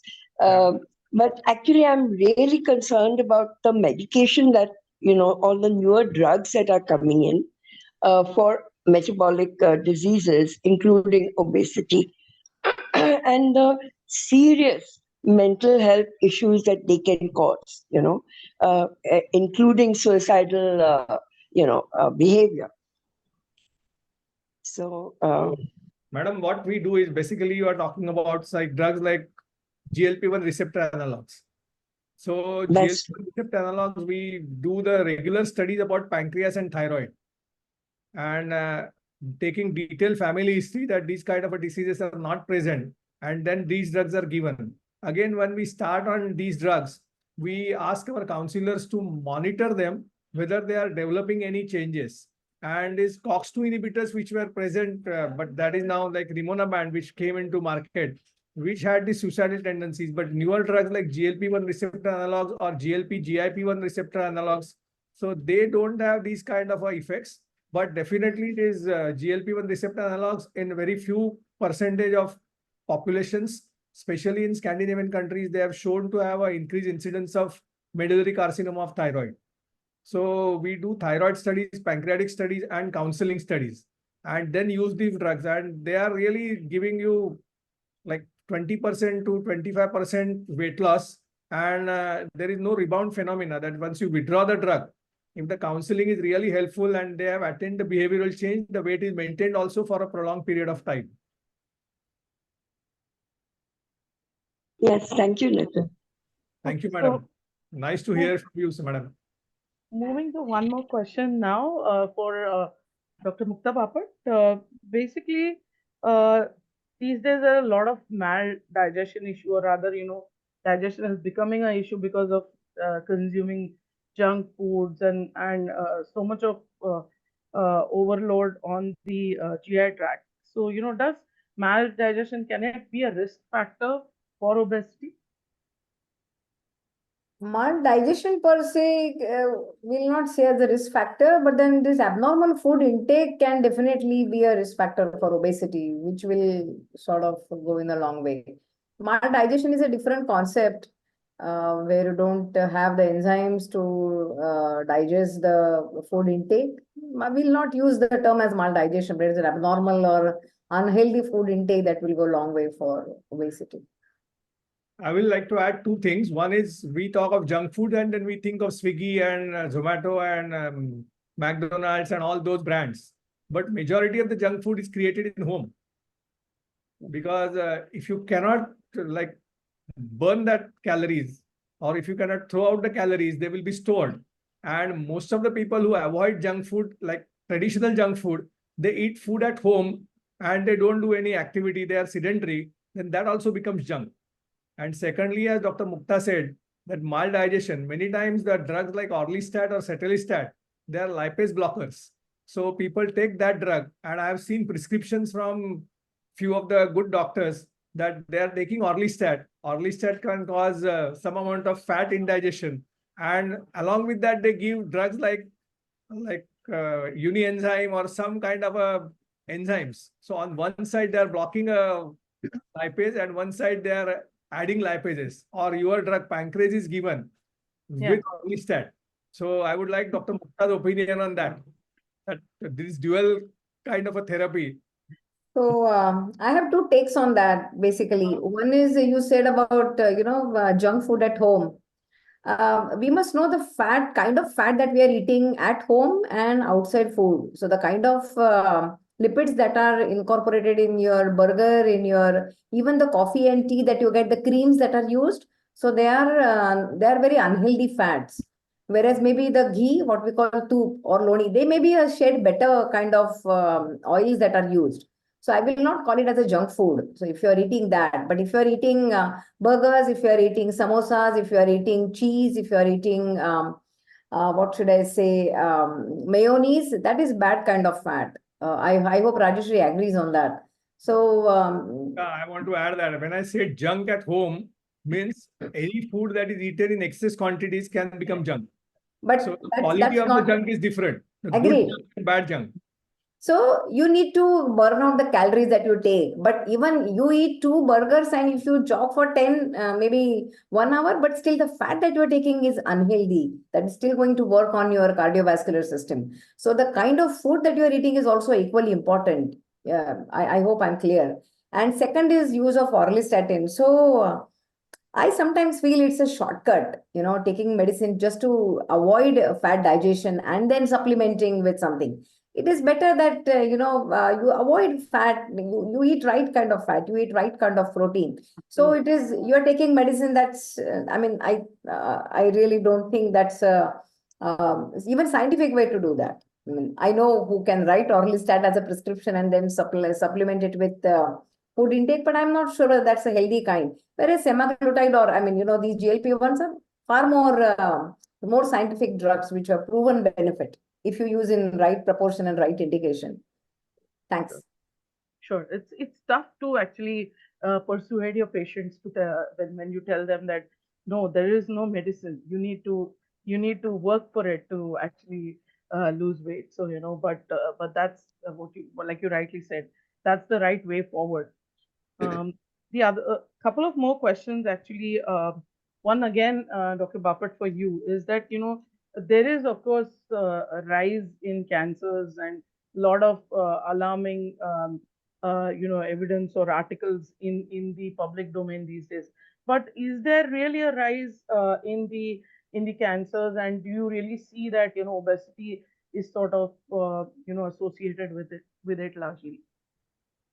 I don't have a support from India to say that we are really seeing, because if you see so many people above the age of maybe even at younger people, they will come more with cardiovascular illnesses and lung issues and liver issues more than cancers.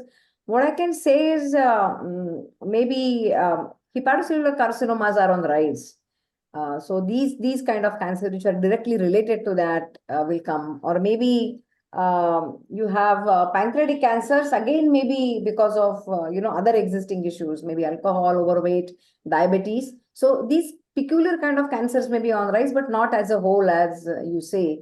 I'm not really very sure that whether esophageal cancers are on the rise or gastric cancers are on the rise because of obesity per se. There could be other factors which are impacting that, the kind of food or the smoking or tobacco or The colorectal ones? The colorectal ones, again, I'm not sure. We see them a lot in even thinner individuals. I'm not sure whether it is obesity that is causing. It is proposed cause, no doubt about it. I'm not sure whether we have an Indian data robust data to support that. If you're obese, you are more likely to have colon cancer. I still don't know. I don't have a data for that. Okay, thanks. I have just one question for Nitin Bhai. When he said, junk food at home, junk food, but the common usage of the word junk food is, something which has no kind of low nutritional value. It has preservatives and things. It's a packaged food. So what does it is junk food, something that you really store for achar or chutney, which you store for a long time and you're having it regularly, or what you mean by that? Just a clarification. So basically, sir, when I made junk, it was little to be taken on a lighter note because Acha, acha. many times the people eat, let's start eating कि बारिश चालू हो गया तो भजिया खानी है और इतनी भजिया खाते हैं और फिर वही तेल नेक्स्ट डे भी यूज करते हैं. So you have already created some chemical changes in that oil. So what I was saying is that the junk food need not come from McDonald's only. If you are sedentary in your activity levels, then the junk food can be created at home also. And typically people bring a lot of mayonnaise, a lot of things at home, and then they prepare at home. So I healthy understand. ingredients may not be creating the food. This is a question completely defending the family front. On the other phone, my wife is actually listening. And the moment she learns, there can be Rajashree as auntie. So this can create a furor. I mean, obviously, I'm a metabolic physician, obviously with no attention and heat as a family member. But when your words come into play, that may take a major role to, act on. So I'm thankful that you said that. People should, have clear. I had put in some questions for even my bariatric surgeon brother. We seeing this, whatever we are doing, we are failing. Finally, we are failing. I mean, as you said, brother, that, drugs are doing well. Drugs are doing well in terms of durability. They are not giving you diseases as long as you are continuing the drugs. The moment you stop the drugs, 70-75% people come back saying we have put on weight, the waist circumference increases, everything, comes back. So this, utter failure of this recidivism coming back, whether it's our medicines, pharmacotherapy, or whether it's his surgical, is a note of big concern. And we need to do and apply motivational interviewing in a much more structured manner to all the patients whom we even start contemplating to talk about, weight loss or fat loss program. Well, absolutely a perfect point, Dr. Devashree Basu. Thank you for joining us. And I think you and Dr. Rekha Bhatkande really brought out that point, and bring the motivation behind it and trying to create more support groups and motivating people to lose weight is really very important. And one more thing to the junk thing which you said is, and like you rightly pointed out, at my house at least, we don't know where the kadai is. So, it's hidden somewhere, and we don't use it at all. So there is no frying at home, no kadais at home. That's the approach you should be using. So I want to add one point. Sir, what sir said about motivational counseling and everything. So I ask one simple question to all patients. What will you do after losing weight? How that lower weight will be useful to give you pleasure or to your profession or something. And I've got a lot of patients who have joined the adventure sports. After losing weight, they are maintaining weight very well. So if you lose weight and that lower weight is useful to you in your day-to-day life, then only the chances that patient maintaining weight are very high. Otherwise, some patients who are themselves doctors and counselors, they have said that the journey of weight loss was more beautiful than actually attaining weight loss. So it gives a kick that you are doing something, you are doing diet, you are doing exercises, then you change the diet and say there is a variety. And that's why if the lower weight is not useful in your life, then it's usually you get regain of the weight. So all counseling and everything, but ultimately, like WHO has said once that the health cannot be a goal. Using health to attain life goals can maintain your health. Otherwise, it is not useful. No, and also what I want to put in a point here is like with endocrinologists or the diabetologists, they come into picture, and when we all sit together as surgeons and diabetologists, they always say that medicines are going to do the magic. It's not like that. It's always a combined approach which should be individualized for a patient. Medicines, surgeries, again medicines, everything has to be in sync. It is not just the pediatric surgeons are the king or the medicines are going to be the king. It is not like that. Everybody has to work in sync. Medicines can be given to patients who have undergone surgery and they have come with weight gain. Here we try to understand that obesity is a chronic, progressive, and incurable disease. how much ever we say that the patient will lose weight, the patient should maintain the diet and exercise, 2 years down the line, after the surgery, patients can go haywire, they can come with weight gain. That is the point where we can again put in medications, give them that desired weight loss, and try to maintain it.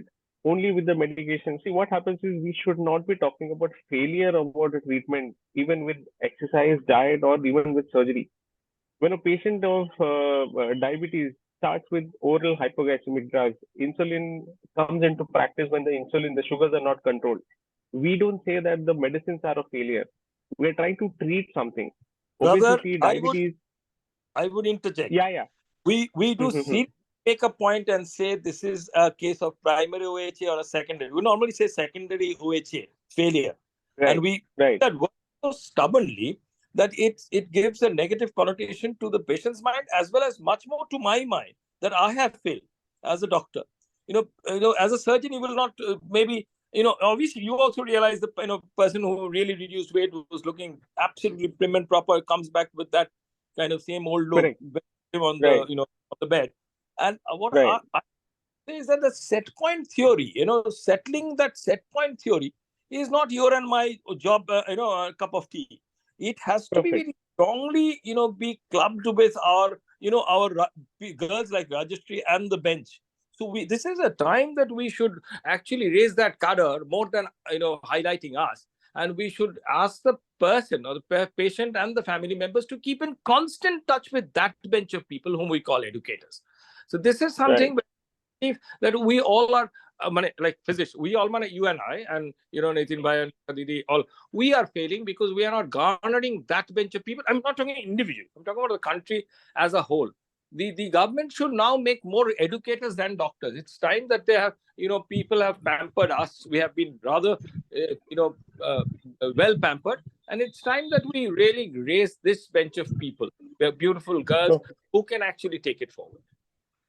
And also what I would say is obesity should be talked about more. If a physician is seeing a patient for, let's say, diabetes or maybe some kind of health issues regarding an orthopedist seeing a patient for knee pain. But if obesity is there, it should be talked about. I mean, Couldn't agree more. Even a common cold, a gastroenteritis, every that brought into alarm. Yes, of course. Right. Rajashree, if I may,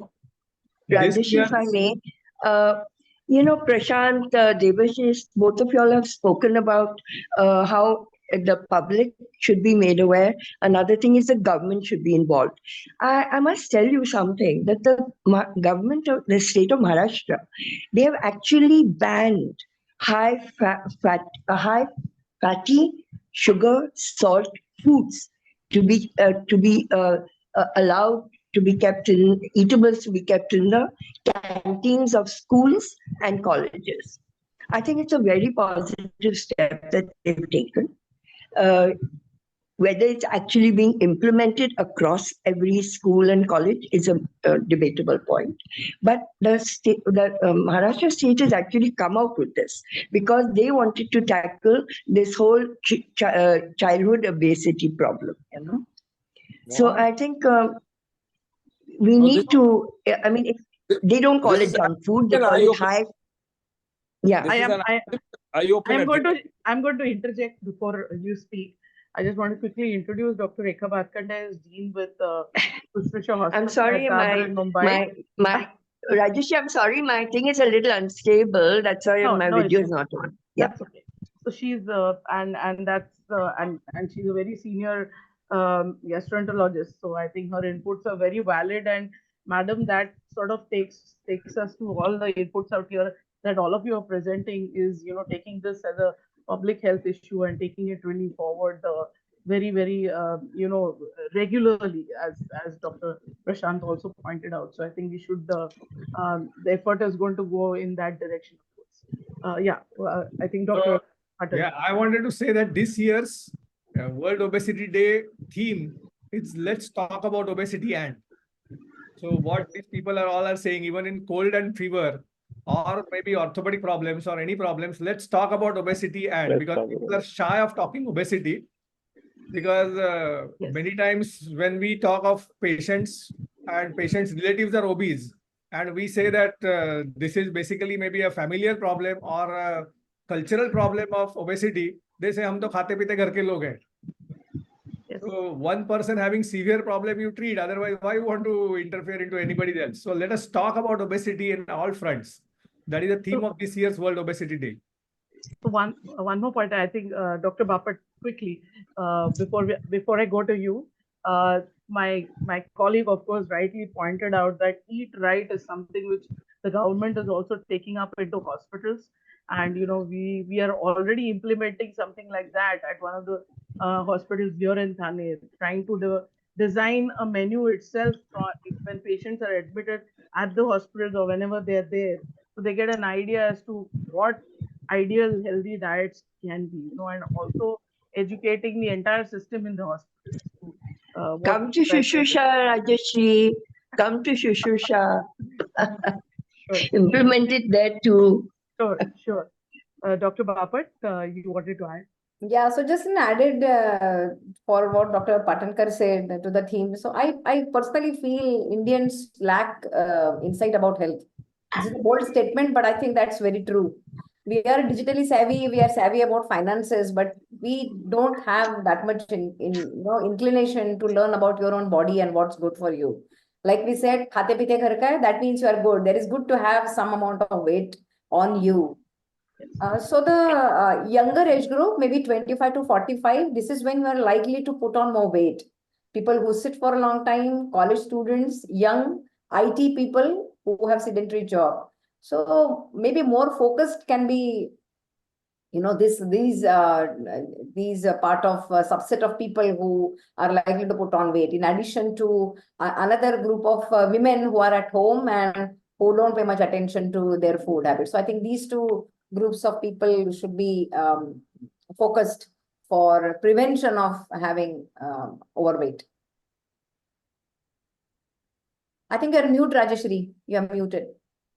We are a couple of hours into this program, so I mean, this is the way we really wanted to celebrate the Obesity Day. Instead of celebrating it, really taking forward the theme, as Dr. Patankar mentioned.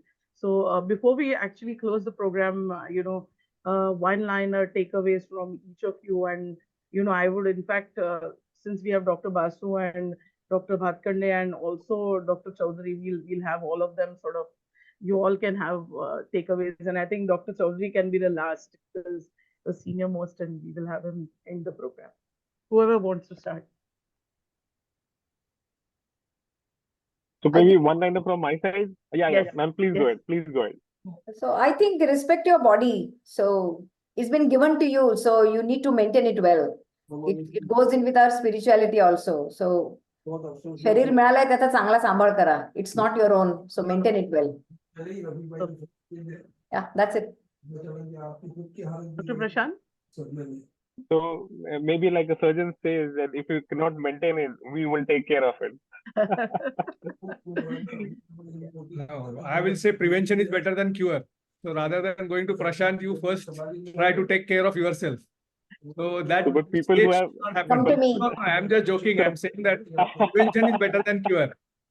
100%. I always end my talk in that prevention is always better than cure. Together we should fight obesity. Yeah. And that should be the motto. So I think we'll also have Dr. Basu give his takeaway for us.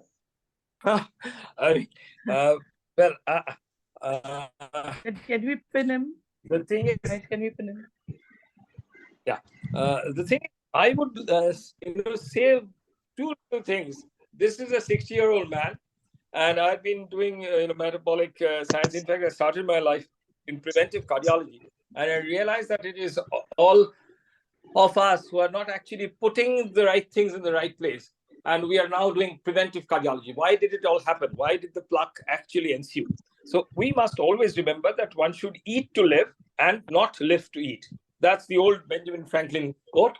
And the other point is, we should start by doing exactly what's just barely necessary, and then do what is possible, and finally we can make impossible things happen. So this is a process, and we will have to start it from the school level, as Didi pointed out. But Maharashtra is doing it. I'll be very keen. I've been in charity for the last 20 years, and my whole purpose is to basically prevent diabetes. 20 years. We're doing this in Bengal. My slogan, I'll be very happy to share, and you'll also be glad to know. उम्र है 30 साल, मधुमेह का जांच हर साल, गर्भवती हो जब, शक्कर जांच जरूर तब. We formed these slogans in 2008. In 2012, Ghulam Nabi Saab, he called me and he incorporated these slogans in the NPCDCS. I've been trying to work on this front. I need all of your support. I need to make the country, my ailing country, a better place to live in. So, Rajashree, thanks for this program on a very auspicious day. And we should really, make sure that this day, the obesity day, the word obesity should actually go out of, circuit, should be removed and erased from the dictionary in some years. Okay, over to Dr. Bhatande, ma'am. Rajashree, I think you've got a wonderful panel and participant present here today. This should be the advocacy group. Yep. All that has been said today should be made into a paper and presented to the health department, because it really should be taken very, very seriously. Sleep apnea, so many things that are, directly linked with obesity. So I think we should, this is a beautiful group. Thank you for inviting me to listen in. And I think just make it an advocacy group. Sure. Get everybody's thing. Devesh has already said that he's already done things like slogans and things. And Nitin is anyway into obesity for so many decades now. So I think Mukta, all of them, Prashant, I mean, if they were to give guidelines, they were to give directives, take it, make an advocacy. Yes. We need to now go from individual practice to public health. We need to do that. Sure. Ma'am. Great. Thank you so much. That's absolutely coming up next. And I'll have Dr. Nanaseth Chaudhary end the program for us. Just hats off to him. He's living it. We all talk about living well. We talk about being slim, and there he is. He's our 100 years goal. We should really look at him. Mahesh, can you pin, sir? Hello, Yes, sir. can you hear me? Yes, sir. Good morning or good noon. On the eve of World Obesity Day, Zara boluya latth panavar. Panel, interesting, each one having his own forte to cure obesity. I am one of the unique one whose journey started from the operation table, operating on peptic ulcers, cutting the stomach, seeing the results, what happens to nutrition, weight loss, and even tuberculosis because of low health. From operation table to dining table. How it happened? An orthopedic surgeon told me that in his outpatient department, those who come with knee joint pain, cervical pain, and backaches, 80% of the women are obese and 60% of the men are obese. And when he mentioned to me this, after my retirement, 8 years back, I took up to the problem of obesity, and my main patients were from the orthopedic department who could not have been asked to do any kind of exercise except maybe some kind of pranayama and yoga, which they can do sitting on the chair or on the bed. So I looked at this problem as a surgeon, and when I studied the bariatric surgery, I thought, why should you not train the stomach rather than cut the stomach? And therefore, for last 8 years, I am following the method of restricted time eating, which we also call intermittent eating, which also goes into the category of 2 major meals. But I am very much particular that they should resort to the diet which I call it Harita Kranti, SSS. Use all the vegetables and fruits, multicolored, which are grown in the sunlight, which have very low glycemic index, maximum fibers, vitamins, and colorful ones have phytochemicals. So let your meal start with either a smoothie, a salad, rainbow salad with sprouted thing as proteins and good fat like coconut oil or olive oil, or soup. So the 3S should be your part of the first meal, then a small plate, and avoid wheat altogether. Go into the millets and trick your stomach and the brain. Mindful eating 32 times. So the mastication muscles give an impression to the brain that I have eaten enough. And take the upper layer of your jawar bajra roti and make it into 2, cheat. Take half and make it into 1 and use lots of vegetables. So SSS. Avoid the, as you promptly said, kadhai, deep fried stuff. Batate vada, samosa, kachori, bhajia, they are all causing craving. Don't bother about the word junk. Anything that you get craving of is bad for you. Now, whether it is as salty food, whether it is as sugary food, or whether it is SOS, deep fried food. With this intermittent fasting and low carb diet only twice, and some very good preparations, how to get over your appetite. What do you take in the afternoon? Chiuda, masala, what not. But we have found out a very patal ताक and त्याच्यामध्ये राजगिऱ्याचा लाह्यांचे 2 चमचे आणि सुंदरपैकी मीठ आणि जिरं. It is very, very well satisfying and it does not. So I am telling people that your body is meant to be on 2 kinds of fuels. One is the sugar and one is to me साठवलेली पोटावरची माया and the liver fat. जेव्हा तुम्ही साठवलेली माया वापरायची असेल तर येणारी साखर कमी करा म्हणजे माया वापराल. एक्झाम्पल, पैसा आला, साठवला कपाटात, बँकेत आणि FDR, फिक्स्ड डिपॉझिट. तुम्ही समवलेली माया, the obesity on the under the skin, umbilical obesity and fatty liver. If you stop taking anything that produces sugar, you will survive only on your earned reputation, the fat. ही जमवलेली माया तेव्हाच निघेल जेव्हा तुमची body, तुमची गाडी साखरेवरून सुटून fat वरती येईल आणि तुम्ही कीटोन वरती जगाल.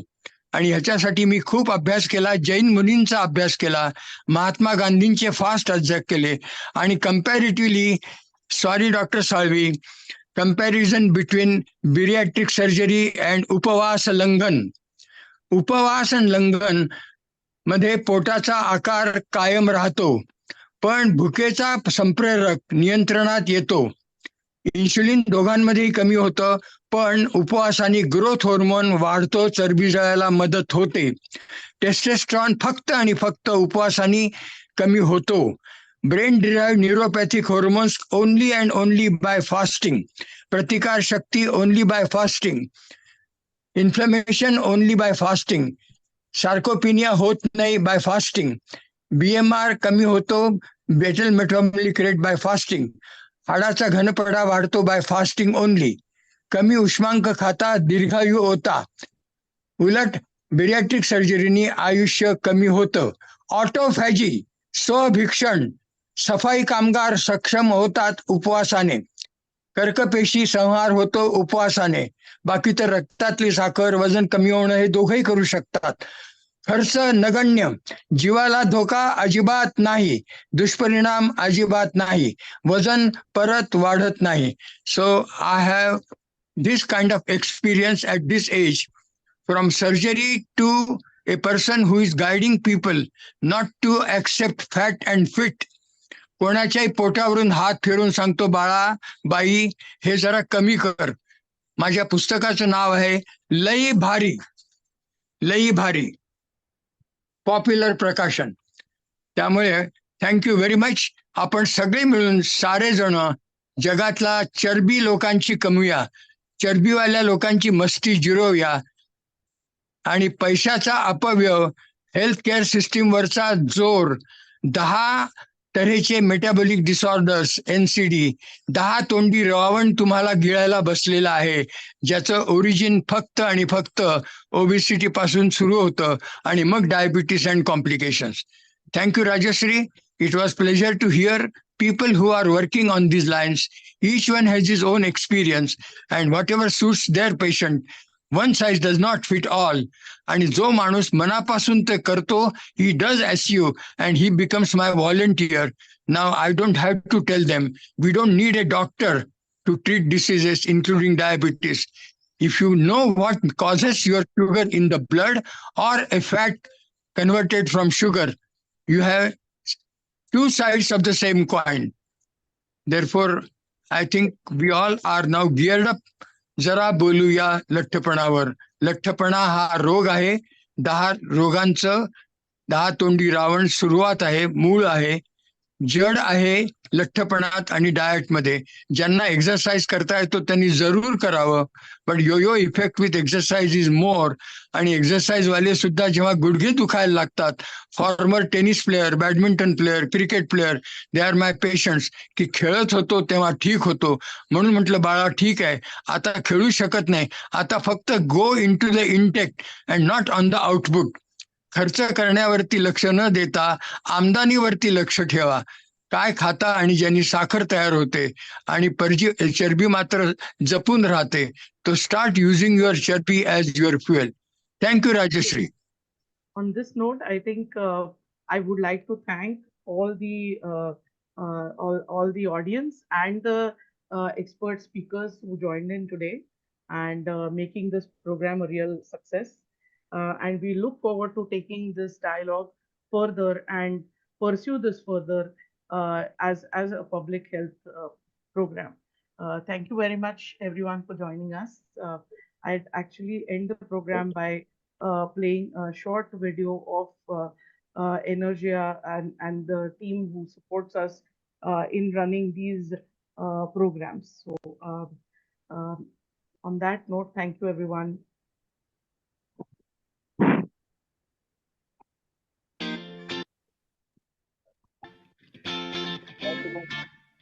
उद्या ओबेसिटी डे इंटरव्ह्यू होता, नाही वेस्ट ऑफ होता, मुंबईतले स्पेशलिस्ट